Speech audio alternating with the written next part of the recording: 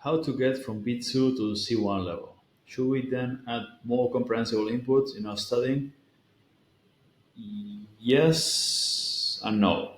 So the intermediate plateau, going from B1, B2, but maybe even A1 in some cases. Like the phase where you know more or less how the language works and you can maybe speak a little, but you're not fluent.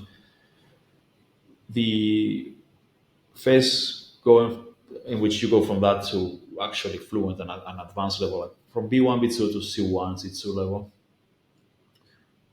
That is where a lot of people just they they give up. They end up getting stuck, feeling like they're not making any progress, and they not yeah, they go to classes and see one exam prep classes and things like that, and they keep doing the same thing over and over and do not improve. And the solution is pretty simple, and the principles, the things you need to do to go from B1, B2 to C1, C2, things you need to do are the same. The things you need to do are the same at every level, more or less. What changes is the amount of language you need to learn and the complexity of the language you need to learn. If you're starting from scratch, what do you need to learn? Vocabulary, pronunciation, grammar.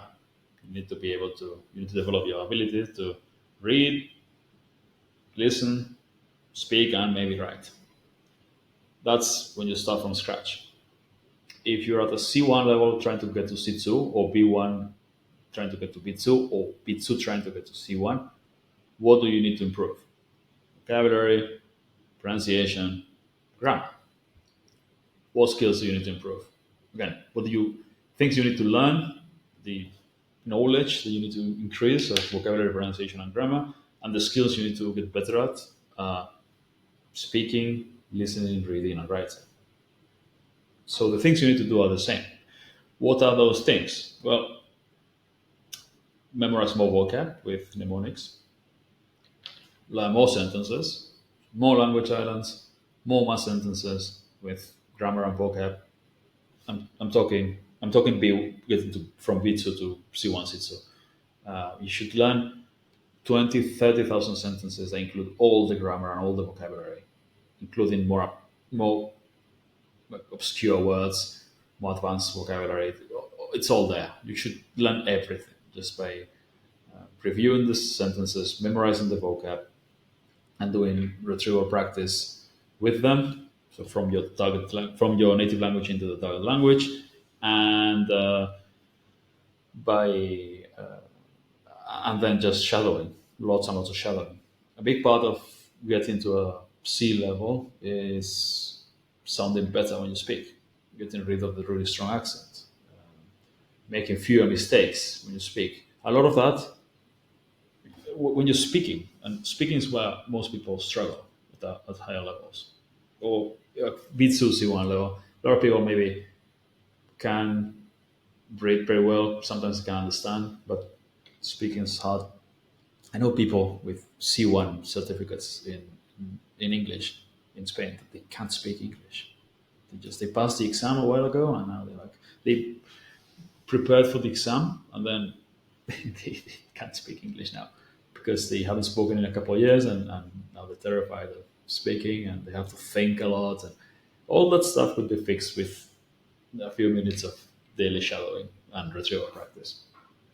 So to get to a C level, especially for speaking, you need to do lots of shadowing with lots of different sentences and lots of retrieval practice with lots of different sentences. So take the math sentences with advanced grammar structures and things like that in there, all the fancy stuff, and you translate into the language from your language, and you get the answer and you self correct until you stop making mistakes. You keep doing it daily, hundreds of flashcards, and you shadow. You take the same sentences and you listen and repeat, not after, like repeat alongside them, shadow them, same sentence 5 times. You do 500 to 1,000 sentences a day, so it's half an hour to an hour of shadowing. It's a lot of effort, but it works really, really, really well. And and then of course, yeah, comprehensible inputs, especially at these levels, you should be listening a lot. Do a lot of, especially for languages like English, where pronunciation is complicated. You can know the words, but then if you listen to the language, it's much harder to understand.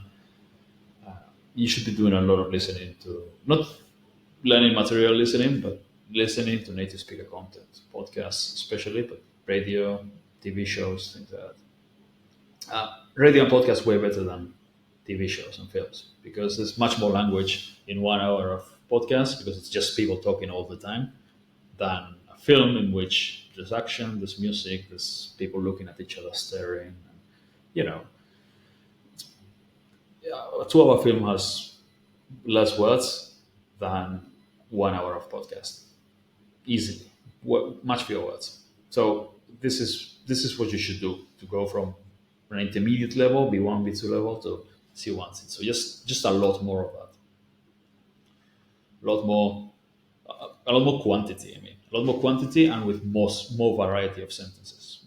Much more sentences that include much more vocab and advanced grammar. But the formula is the same. You just have to do it longer with more difficult materials.